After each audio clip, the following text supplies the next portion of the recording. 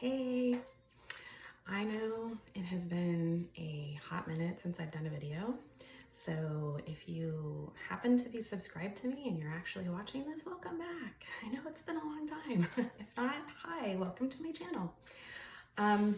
So previously this has really kind of been focused on fAkE cards, and one of the reasons for the very extended hiatus was because I was kind of doing some soul searching to try to figure out what I really want to do with this channel and how I want to go forward with it.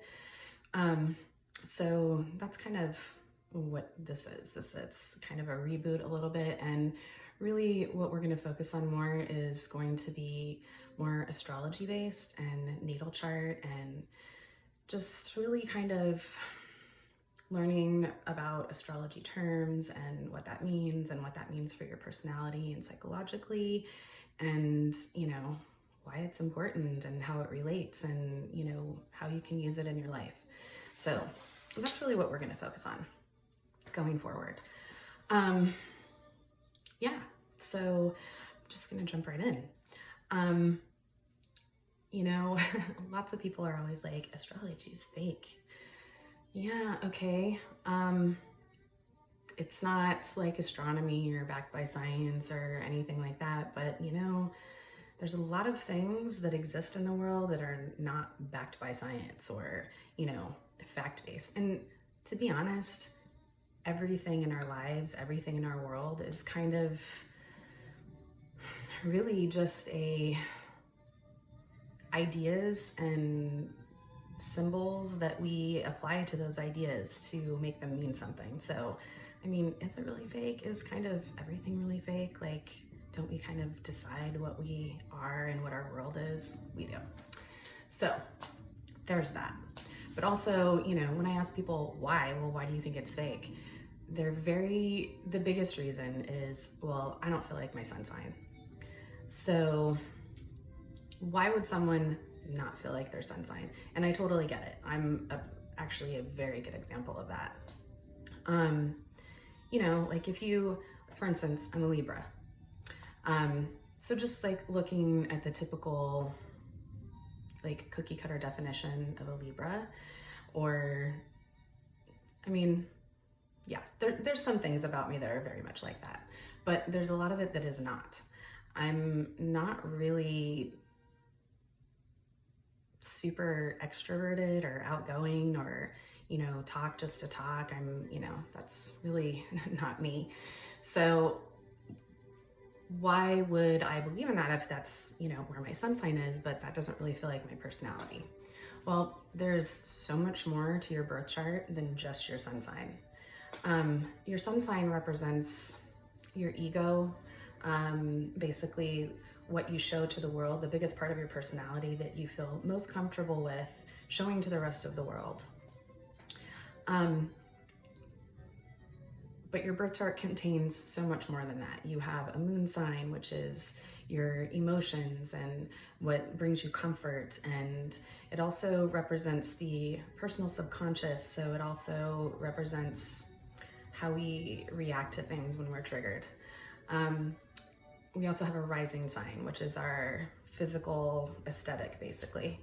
You have a Mercury sign, which is how you think and how you communicate and how you learn. And then you also have a Venus, which is how you love and how you socialize and the things that you like to do. And there's also Mars. These are all the things that make up your basic personality. Mars is your drive and your sexuality, your anger, your basic drive for life, what you want out of life. So all of those things make up your personality. It's not just the sun sign that does that. It's all of those things. So you could have all of those planets in different signs. You could have them all in the same sign. Like, there's a million different combinations. And every single thing every planet, every sign, every house puts a filter, for lack of a better term, onto that sun sign. So it's like taking a picture and then putting a filter on it. So the first filter that goes on top of my sun sign is my rising sign, which is Leo. So this doesn't happen for everyone, but my rising happens to aspect my sun directly. That means that it actually they send energy back and forth to each other when you have an aspect, and aspects can be flowing or they can be challenging. This one happens to be a flowing one. So it's a Leo rising with a Libra sun. So to give an example, and I like to use pop culture as examples because it's easy for people to understand what I'm talking about. So for example, so a Libra sun with a Leo rising would be like Cher from Clueless, or maybe even Claire from The Breakfast Club. That's very Libra sun, Leo rising.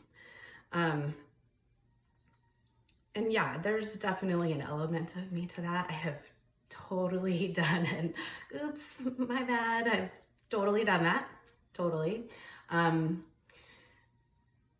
I do like to flirt. Like it's fun. Like it's fun sometimes. It happens more often than others probably more when I'm drinking, if I'm being totally honest with you. But, you know, there's definitely some aspects of those things that I like. I like makeup and hair and things like that. I like fashion and stuff like that. Very Leo. You know, colorful, and, you know, colorful surroundings, things like that. Also, again, very Leo. But, so that's the first filter that goes on there. The second major filter, well, I wouldn't even say that. I'm going to leave the big one for last, but the second pretty prominent filter that gets put onto my sun sign, my moon also makes an aspect to my sun. So again, it's sending energy back and forth to my sun. And that aspect is actually not a flowing one, it's a challenging one. My moon is in Capricorn.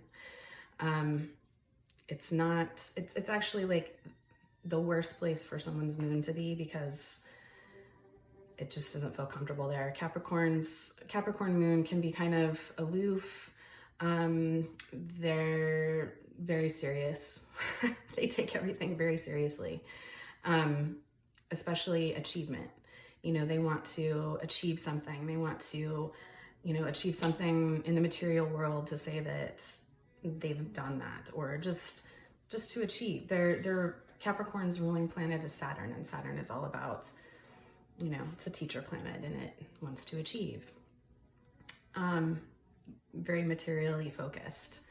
And when I say material focused, that doesn't necessarily mean money. It just means material security and achievement. So yeah, that's something that people very much get confused about. Capricorns, all Capricorns are not greedy and just all about money. What they're really looking for is security in the material world and achievement. So there's that. So to put an example on that, to take our, you know, Claire, Cher reference, then we're going to put that Capricorn moon in there. So that'll give more like a Martha Stewart type. You know, you still have the outer aesthetic and, you know, liking nice things, but then you throw that Capricorn moon in there and you get a little bit more standoffish, you know, more introverted, things like that. Kind of aloof, like very much this is my personal space and we're cool if you're like over there, and I will, you know, polite and smile and we can chat and everything's great, but you need to stay over there. So that's the Capricorn moon. In addition to that, energy that is actually fused with my Capricorn moon is Black Moon Lilith, which is basically a Lilith archetype. She's, you know, the feminist and the champion of the underdog and the nonconformist, and she's, you know, very independent. She's not going to conform. You know, she's a feminist. She's the feminist archetype, and again, champion of the underdog, basically. She has her own moral code. You know, she's going to decide what she feels is right for her, and to be authentically her and not conform to what society wants her to be or what typical gender roles or any of that want her to be. So there's that too, infused with my moon. So that would put a little bit, to put our pop culture filter reference in there, that would give more of like Marvel Black Widow vibe on top of all of that. So, so yeah, that's where we're at now. In addition to those two things, I also have my North Node, which is considered your soul purpose and has a lot to do with what your soul wants to do in this life and soul growth. And it has to do with letting go of past and past lives and past karma and things like that, and moving forward, and what you need for soul growth, basically. So all of that is infused in my moon, which is a challenging aspect, challenging energy to my sun, which there's a much deeper psychological meaning in that, and we will go over that some other time. But basically it does put a much different filter on there. So you do really get more of like that Marvel Black Widow type. The biggest thing, I forgot about Saturn too. Saturn also touches my sun. So there's more of that heavy Capricorn energy in there. And Saturn is actually in my 12th house in Cancer. So that makes a lot of, family responsibility thrown in there and everything, and family and generations and things like that. And now that I'm starting to understand things more, generational karma. So anyway, so that's in there too. So all of that is throwing this filter on this Libra sun that's supposed to be, started off as Cher from Clueless, right? So totally not even looking like that anymore. Now, the actual biggest filter, the biggest thing that affects my sun is Pluto conjunct my sun. Pluto is god of the underworld, transformation, rebirth, death and rebirth. It's the venom and the cure. It's just basically transformation. It's like a phoenix energy, dying in the ashes and rising again, and transformation basically. So that's conjunct my sun. That also touches my rising sign. It touches that Saturn stuff. It touches my moon. All of that is infused with Plutonian energy. And sometimes some places it's comfortable and some places it's not. Then to even throw more Plutonian energy on top of that, my Mercury and my Venus are both in Scorpio. So there's so much Scorpio and Plutonian energy in my chart, and that touches almost every part of my personality, that it's like, yeah, not a Libra. Do not act like a Libra. Don't feel like a Libra. I am not a small talk person. I do tend to be fairly antisocial. I absolutely have resting bitch face most of the time. It was funny, actually, yesterday I had to go out and go to the grocery store, and as I was leaving, I told my son, I was like, I'm gonna go out and I'm gonna try to look mean and scary so no one talks to me. And usually that's why I do that, so no one will talk to me, because I just don't really want to most of the time.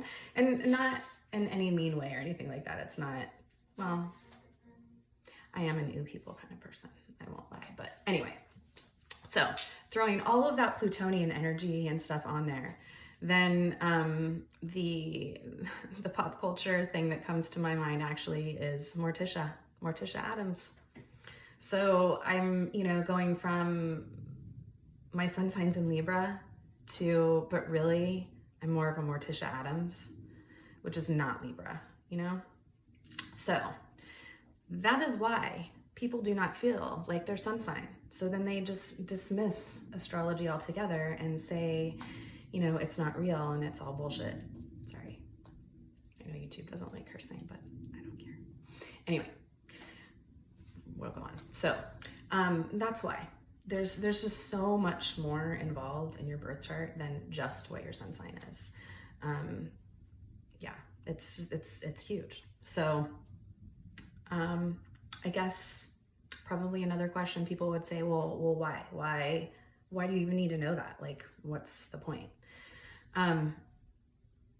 For me, like I said, kind of at the beginning, astrology comes from a archetypal symbolic place, like the collective unconscious. It's the symbols that are involved in astrology are symbols that are ubiquitous over everything. Like it's in history, math, literature, arts, everything that involves our society. It's the same symbolic information.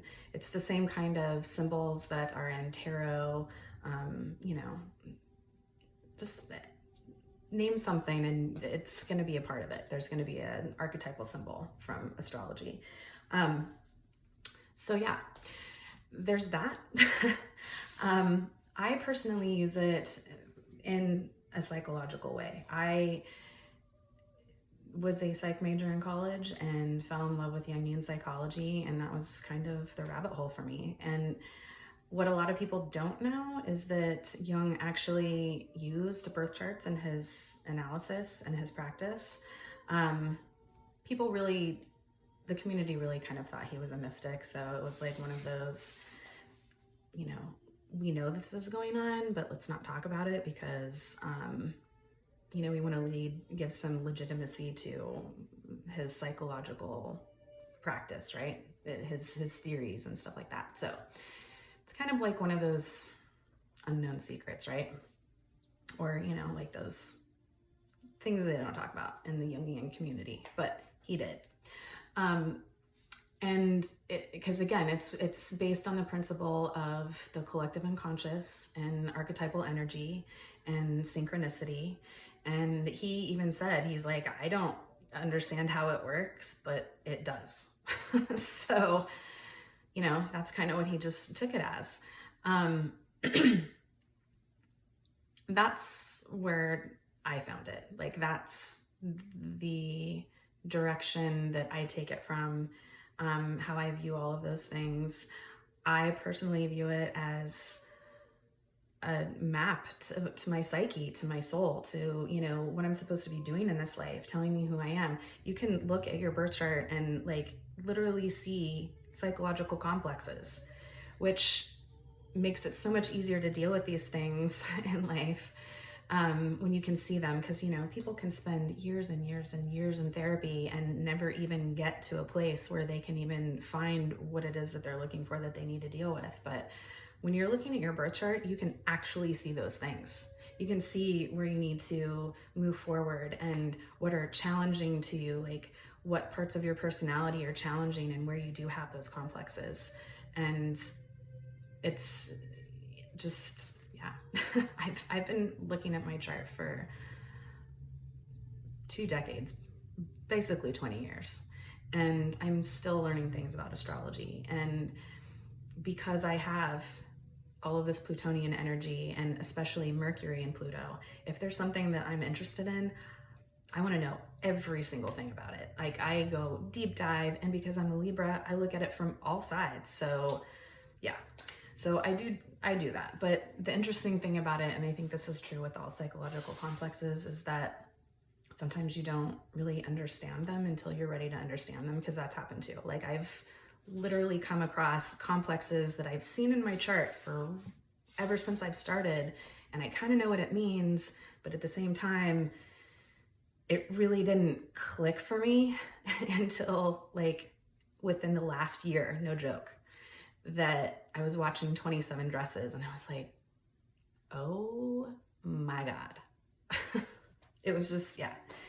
Anyway, so stuff like that happens too. So that's why you learn your birth chart. That's why you do that. Plus, the biggest Jungian complex, or biggest Jungian principle, is individuation, which is basically knowing yourself. And that comes from that principle of, the better you know yourself, the better you are able to interact with everything, you know, like the better you know yourself, the more you're able to self-soothe, to get through difficult times, to understand, to give yourself a little bit more compassion.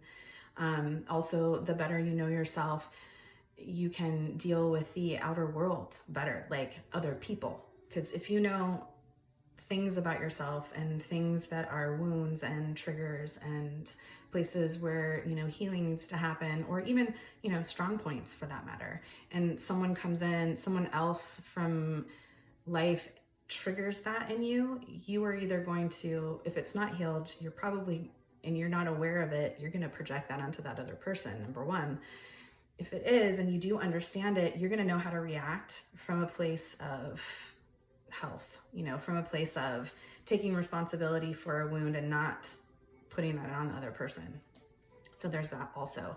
And the same thing can happen with, you know, the larger outer world. You know, if we know how we react to certain things, because sometimes stuff just happens. No one causes a hurricane to happen to them or their house to burn down, or, you know, like stuff like that just doesn't happen. You know, you don't cause catastrophic events that, or just change over time, like just happens.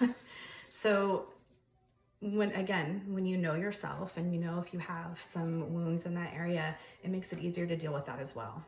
So that's really why would you even care about that? Plus, you know, if you do follow like predictive astrology or like monthly forecasts or something like that, when you know your birth chart and where all your planets are and stuff, those types of things will make more sense to you, because you know, oh, hey, something's going to be in Capricorn, so I'm probably going to have some issues with my moon, and that might trigger some of that stuff. So those things will happen too. But yeah, so that's basically why. Why would you need to know your natal chart?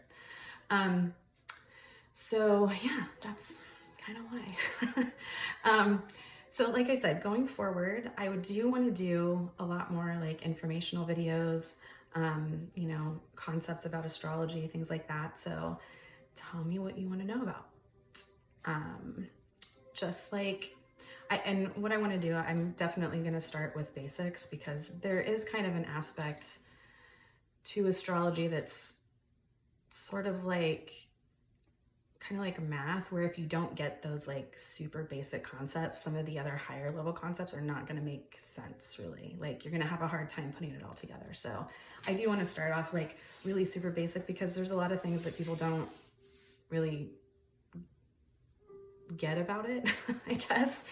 And a lot of it has to do with like energy transfer, you know, and how different planets, how different elements, signs, modalities, things like that affect each other energetically, which is really what we're looking at. So, but yeah, so tell me what you want to hear about next. And just to give you some more ideas, I can talk a little bit more about the personal planets. And so that would be your sun, moon, rising, Mercury, Venus, Mars. I can talk more about that and explain those. Or I could talk about elements and the modalities and, you know, what those are and how that works. Or aspects. I know a lot of people have questions about aspects and how that works. And I, can do a video about that. So let me know what you would like to know about. Just drop a comment, let me know. And also, you know, definitely like and share.